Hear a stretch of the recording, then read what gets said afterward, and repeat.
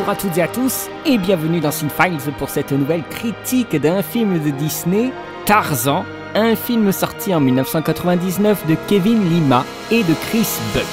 Il est inspiré du personnage créé par Edgar Rice Burroughs en 1912. Il a coûté 130 millions de dollars, il en a rapporté 448 dans le monde. Il a eu de très bonnes critiques et aussi l'Oscar de la meilleure chanson. Il dure 1h24 et qu'est-ce qui se passe pendant ces 1h24 ? Eh bien, c'est un petit enfant perdu dans la forêt, recueilli par des gorilles qui va devenir Tarzan. Cet homme des bois va rencontrer d'autres humains et de là va découler toute une aventure trépidante. Encore une adaptation libre et encore une adaptation de livre. Nous en sommes à plus de 40 adaptations des aventures du personnage. Il fait partie des plus adaptés. Dracula étant probablement le premier. Il s'agit quand même du premier film en animation sur Tarzan. Quand même, le premier film assez sérieux avec beaucoup de moyens, parce qu'il y avait déjà eu, je crois, un film, c'est peut-être pas le seul, mais un film sur Tarzan qui était un peu parodique, je crois que ça s'appelait la honte de la jungle ou un truc comme ça, qui était un film de, je crois bien, des années 70. Donc là, on est dans un truc quand même un petit peu sérieux, avec beaucoup de moyens, un événement, et dès les premières minutes du film, elles sont super efficaces. On est captivé, enfin... quand je dis on, ça veut dire je bien entendu, mais vraiment j'étais bien captivé, c'est une superbe introduction avec une séquence d'action, on joue sur les ellipses, on joue sur les transitions entre le monde des humains et celui des gorilles. On n'a pas eu d'intro aussi puissante que ça depuis le Roi Lion, peut-être le Bossu Notre-Dame, ça c'est pas dit, mais cette introduction est très complète. Elle présente beaucoup de personnages, elle démontre la capacité d'animation de Disney et met déjà en place tout le film, c'est-à-dire un choix de notre héros entre le monde animal et le monde des humains, entre deux mondes et entre deux vies. C'est extrêmement rythmé comme histoire, il y a très peu de temps mort. Il y a peut-être un petit déséquilibre dans certaines séquences qui durent plus que d'autres, mais dans l'ensemble, franchement, c'est impossible de s'ennuyer. Ça va très très vite. On peut s'ennuyer, et ça a été mon cas avec certains personnages, des scènes contenant certains personnages, mais dans l'ensemble, c'est super efficace. Il y a quelques scènes dures, je me permets comme ça d'en parler, mais comme par exemple les morts. Alors, je vous dis pas qu'ils meurent dans le film, mais il y a des morts et elles sont assez difficiles à voir. Enfin, quand même, c'est un Disney et il y a quand même de la mort, et il y a de la mort hors champ, mais aussi des morts qui sont assez bien montrées. C'était assez choquant pour moi quand je l'avais vu. Je l'avais pas vu à sa sortie, je l'ai vu bien après. Je vous spoil pas les morts, mais j'ai envie de vous parler de la fin. La fin de Tarzan, je la trouve trop rapide. Il se presse, mais c'est d'une rapidité. J'aurais bien voulu 10 minutes de plus supplémentaires, même 15 minutes supplémentaires. Tellement l'animation est folle et tout s'enchaîne avec une frénésie et tout ça, alors qu'ils auraient pu prendre plus de temps pour narrer, par exemple, la difficulté qu'a Tarzan à choisir entre le monde des singes et le monde qui est montré par Jane, l'humaine qu'il va rencontrer. La fin n'est pas vraiment un happy end, enfin, quoique, ça dépend. La fin est claire, le choix du camp est pris pour Tarzan, mais ce sont les humains qui, eux, vont devoir choisir entre revenir chez eux et rester avec l'homme de la jungle. C'est un peu comme, justement, le livre de la jungle, le film de Disney où Mowgli doit décider entre rester avec Balou et Bagheera et rentrer dans le camp des hommes. Et bien là, c'est un petit peu l'inverse. Ce sont les hommes qui doivent décider de rester entre eux ou d'aller avec Tarzan. Donc ici, le père invite sa fille à rejoindre Tarzan. Et drôle de réaction d'ailleurs de la part d'un père pour sa fille. Bon, alors je te laisse vivre avec les singes. Bien sûr, à la fin, il la rejoint, mais le père est un peu entre celui de La Belle et la Bête et celui d'Aladin. C'est assez amusant. Il y a des mixtures qui se font au fur et à mesure que Disney avance dans sa filmographie. Ils testent des choses et après font des combinaisons gagnantes ou pas dans les productions suivantes. Ouais, la fin est un peu expéditive. J'aurais voulu peut-être une ou deux scènes supplémentaires. Il y a un moment, quelque chose qui accélère brutalement le rythme jusqu'à la confrontation finale. Et je trouvais que ça manquait peut-être un peu de développement, de découverte des deux mondes et tout ça. Mais l'histoire est quand même bien foutue. Voilà, elle est peut-être trop courte. Elle donne aussi l'impression d'être courte parce que le film ne fait qu'1h24, mais il y a 10 minutes de générique. C'est un générique ultra long. 10 minutes de générique. Non, mais ça, c'est abusé. Ça, c'est franchement abusé. Le film, il dure qu'1h14, quoi. Non, mais... Ouais, moi je trouve ça vachement dommage, quoi. Après, on n'y peut rien, il y a beaucoup de gens qui ont travaillé sur ce film, qui ont travaillé sur les décors et sur les personnages. Des personnages qui sont extrêmement soignés, aussi bien au niveau de leur design que de leur caractérisation, le temps qu'ils apparaissent à l'écran. Tarzan en tête, c'est un personnage qui nous est montré comme très athlétique, avec des dreadlocks. Avant, on avait plutôt l'idée d'un Tarzan qui se balade de liane en liane, mais bien là, on envoie du lourd. Il surfe, c'est le surfeur de la jungle, un nouveau sex symbole pour Disney. Ça, on est très loin de Christophe Lambert, là. Glen Keane avait dessiné ce personnage, influencé par son fils, semble-t-il, avec cet homme, voilà, qui surfe sur les branches d'arbres.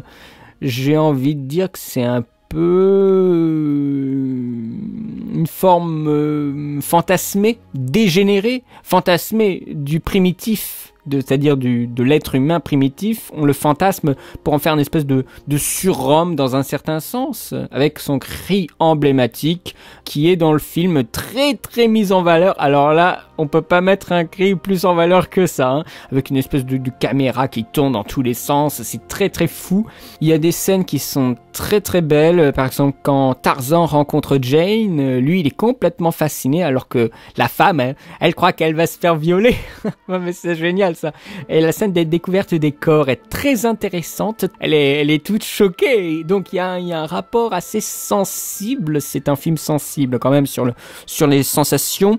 Et c'est un film, voilà, sur les sentiments qui vont se développer au fur et à mesure, mais sans un côté décomplexé, avec des gros sous-entendus. Je trouve que là, il y a quelque chose qui fait que le personnage n'est pas comique. Le personnage de Tarzan ne l'est pas. Il est comique dans la découverte de nouveaux objets, d'objets des humains, mais il n'est pas comique en soi.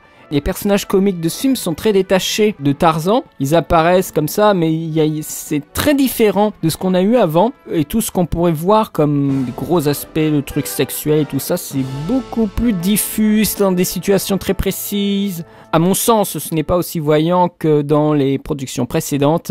Le couple Tarzan-Jane fonctionne très très bien. Il y a vraiment une analyse dans ce film du couple. Qu'est-ce que l'un apporte à l'autre. J'aurais peut-être aimé que le conflit intérieur de Tarzan soit plutôt au centre de l'intrigue. Parce que ici, Kerchak, donc le mâle alpha de la troupe des gorilles, voit Tarzan comme un intrus envers sa tribu. Et le but de Tarzan, c'est de se faire aimer par la tribu et de se faire complètement accepter, voire même de prendre la place de Kerchak, que Kerchak le considère comme son fils. Donc encore ici, on a une excellente gestion du scénario, puisqu'on a tout. En termes scénaristiques, de conflit, on a tout. C'est-à-dire, Tarzan, conflit interne, qui est-il? Est-ce que c'est un homme ou un animal? C'est le premier cercle de conflit. Il y a le conflit après personnel, qui est le conflit « je veux que Kerchak ait confiance en moi et me considère comme son fils ». Et il y a plein d'étapes dans le film qui va essayer de l'amener jusqu'à ce statut-là. Et il y a le conflit externe, qui sont ces humains qui vont entrer dans la course avec bien sûr un méchant, donc ça place un conflit externe. Donc on a les trois niveaux de conflit qui reviennent souvent dans les scénarios. Donc le personnage de Tarzan est extrêmement bien cerné, ça donne des pistes de conflit, de confrontation multiples, ça c'est super intéressant. Et bien sûr, et c'est là peut-être que le film pêche, c'est qu'il faut équilibrer les trois, et qu'à mon sens c'est pas totalement équilibré. Et ça me désole parce qu'il y a une telle envie de faire un super film, ça se voit, mais même esthétiquement, les mecs, mais ils ont pété un câble. Ça se voit que les gars, ils voulaient vraiment faire une superbe histoire. Et là, je trouve qu'il manquait des scènes. Pour moi, franchement, Il y a un gros défaut de ce film, c'est qu'il manque des scènes. Jane, quant à elle, est une femme moderne. Elle est éduquée, cultivée et va partager sa culture avec un homme qui en a une toute autre de culture. Tarzan a en effet la culture de la forêt, des animaux, la communication qu'elle n'a pas avec ses singes et ses animaux. Voilà, elle est très courtoise, mais aussi excentrique. Elle est drôle et assez attachante. Il y a un visage qui est absolument réjouissant. Elle est très très belle aussi. On sent vraiment que ce personnage veut aider Tarzan au bout d'un moment, mais aussi on peut penser que ce personnage n'est là que pour l'histoire d'amour et pas pour grand chose d'autre, parce que faut bien se dire que c'est un peu détaché et que, mis à part être avec Tarzan, elle fait pas grand chose d'autre. Et même quand Tarzan a besoin d'aide, je crois pas que c'est elle qui l'aide le plus. Donc ça paraît être un personnage un petit peu gratuit comme ça. Mais bon, après il faut créer de l'amour. Quel serait un récit de Disney sans un peu d'amour? Mais j'ai envie de dire les autres personnages secondaires, ils sont oubliables. Mais ils sont oubliables. Et souvent on les oublie. Il y a le professeur qui est un farfelu. Oh, c'est un vieux geek. Mais il est tout le temps curieux. C'est un scientifique curieux. C'est le geek des singes en fait. Voilà, c'est un geek des singes. C'est tellement pompé sur comme je disais, Aladdin et La Belle et la Bête. Ouais, non, c'est sympa, mais bon, comme les autres, tous les autres. Par exemple Toc, le personnage est super lourd, super agaçant.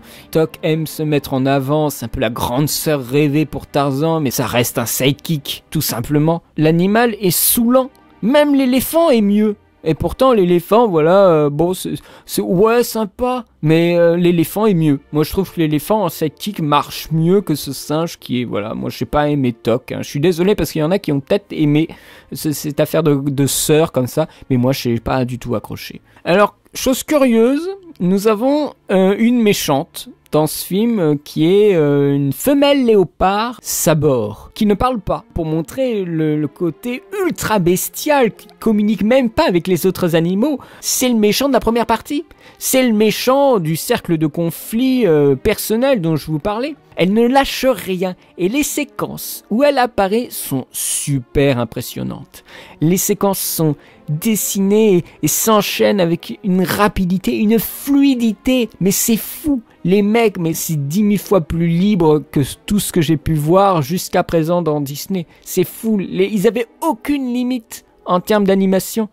Elle a été vaincue par Tarzan, qui prépare un défi d'un niveau supérieur dans la deuxième partie du film. Donc nous avons deux méchants, mais lequel est le plus intéressant? L'un est physique et l'autre plus stratégique. Le deuxième, c'est Clayton. Ce qui est un peu bizarre, c'est que Tarzan aurait dû voir Clayton comme le Sabor humain, parce que Tarzan a appris le langage non verbal, qui est très riche dans le film. Il y a énormément de plans sur le regard, sur les gestes, sur les techniques qui permettent de communiquer des émotions, sur la symbolique des choses. Et Tarzan a appris ce langage, des gestes et du regard, et n'a rien décelé dans le regard de Clayton. Je trouve ça bizarre qu'il ne puisse pas analyser le regard et les gestes des humains. Il y a, je pense, un aveuglement de la part de Tarzan parce qu'il est dans le groupe assimilé à Jane.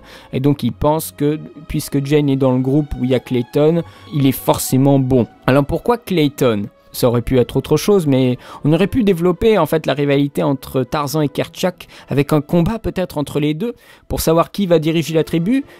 Mais il l'accepte, encore une fois, peut-être un peu trop vite, comme l'un des siens. Il n'y a pas assez de développement. Encore une fois, je retourne sur mes pattes, il n'y a pas assez de développement. Ce qui va beaucoup trop vite aussi, c'est l'animation, c'est cette fluidité.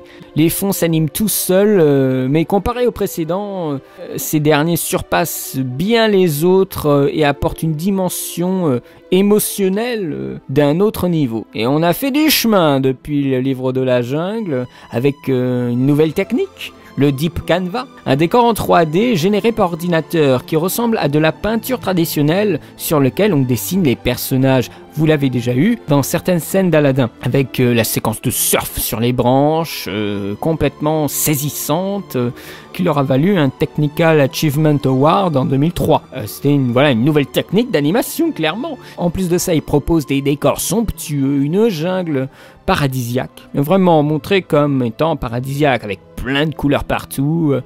C'est un peu comme le Roi Lion, mais dans la jungle.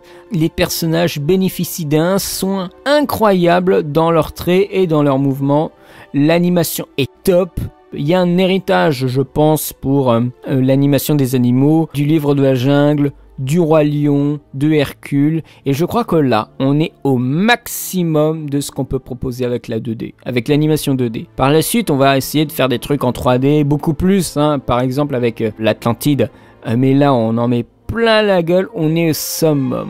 Et je pense que ce film peut aussi être vu comme une hésitation sur quel camp choisir, métaphoriquement parlant. C'est-à-dire, vont-ils rester dans la 2D ou vont-ils aller vers l'inconnu, vers la 3D? Comme Tarzan va-t-il aller vers l'inconnu, vers ses humains? Donc le film devient tout d'un coup un miroir d'une grande indécision des années 2000 pour le studio. C'est très important parce que ça va transformer tout le reste. Certains décors ont commencé à être justement synthétisés. Oui, ont été réalisés en images de synthèse. Par exemple, la mer, au début du film. C'est un film où il y a un bon humour. Je mettrai des réserves. Il y a par exemple une scène d'action avec des babouins. Elle est complètement folle cette scène. L'humour est correct. Il y a une bonne morale, une bonne romance, une découverte du monde, un peu comme la petite sirène, voilà, qui découvre un monde inconnu, puis la redécouverte d'un monde qu'on connaît. Mais c'est ça, au début du film, c'est pour ça que ce film marche un peu en deux temps à chaque fois. C'est vraiment le film coupé en deux. Hein. Le film commence, on montre un univers qu'on connaît pas vraiment, la jungle, et dès que Tarzan découvre Jane, hop, on montre un monde qu'on connaît avec voilà des vieilles inventions de ces années.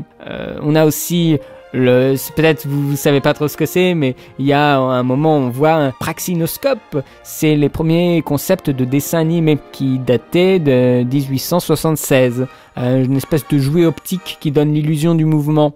Alors on va parler d'un truc maintenant qui est très couillu, mais en même temps que je trouve qu'il est un peu raté. C'est la musique de Phil Collins. C'est pas Phil Collins qui a fait la musique, mais il y a des chansons composées par Phil Collins. C'est de bonne qualité, ça soutient assez bien l'aventure, ça marche assez bien, c'est original en tout cas, mais Phil Collins en français, ça fait un peu mal aux oreilles des fois. Non, la musique est cool, mais est-ce qu'on s'en souvient? Enfin, en tout cas pas pour moi. Hein. Maintenant, ce sont plus des clips vidéo que de véritables numéros chantés. On a changé. Les chansons font avancer l'histoire, ce sont pas des moments qui mettent l'histoire en suspens. Ce sont souvent des moments elliptiques, par exemple, comme je l'avais dit dans Hercule. On brasse beaucoup de choses pendant ces moments. C'est pour ça que le film, j'ai l'impression qu'il va trop vite et qu'à la fin, j'aurais bien voulu 15 minutes de plus. Je pense que c'est ça, en fait. Ils doivent compresser un certain nombre d'éléments en 3 minutes, voire même 2 minutes, parce que c'est Phil Collins qui fait la chanson. Et après, ils doivent tout de suite passer à des gros climax et des trucs de fou. Et donc, ça donne, encore une fois, un récit déséquilibré. Le film est bien dosé, mais il manque des choses. Je trouve qu'il est vraiment bon. C'est un film sur les liens familiaux et assurément en termes d'animation, un chef-d'œuvre. C'est complètement fou. C'est sans doute un des meilleurs grands classiques Disney des années 90. En tout cas, c'est sûrement le dernier. Parce qu'après, il y a une grande période d'indécision, de risque et d'échec. Malheureusement, pour Disney, et ça fait beaucoup de mal. Après, quand je dis que c'est l'un des derniers, ça veut pas dire que les autres ça vaut rien. Hein.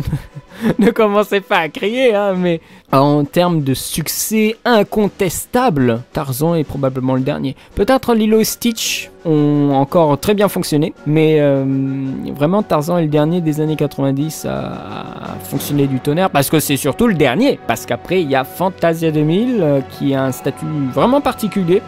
En ce qui me concerne, je lui mets un 16 sur 20. Parce que l'animation, j'ai jamais vu un truc aussi fou. Il y a des séquences, les séquences d'action sont complètement dingues. Vraiment, l'animation m'a plu énormément. Surtout quand on le regarde en haute définition. C'est super beau. Et ouais, moi je trouve qu'il y a vraiment une justesse dans les rapports de couple. Quelque chose de moins... du coup, c'est quelque chose de plus sérieux. Le sidekick comique qui est Toc a beau être saoulant, il ne plombe pas totalement le film. Donc tout étant retenu, ce qui est vraiment très agréable, et c'est pour ça que je lui mets un 16 sur 20. C'est mérité, je pense, et c'est quand même pour saluer le travail titanesque de l'animation qui est vraiment magnifique. Voilà, j'espère que cette critique vous aura plu. Quant à moi, je sors enfin de ces années 90. Je vais terminer cette décennie avec Fantasia 2000, qui est un film que je trouve vraiment très intéressant, qu'on sous-estime, alors qu'il s'agit quand même d'une vitrine de l'animation du studio tout entier. Donc je vous donne rendez-vous bientôt pour la critique, la présentation, si vous voulez, de ce film.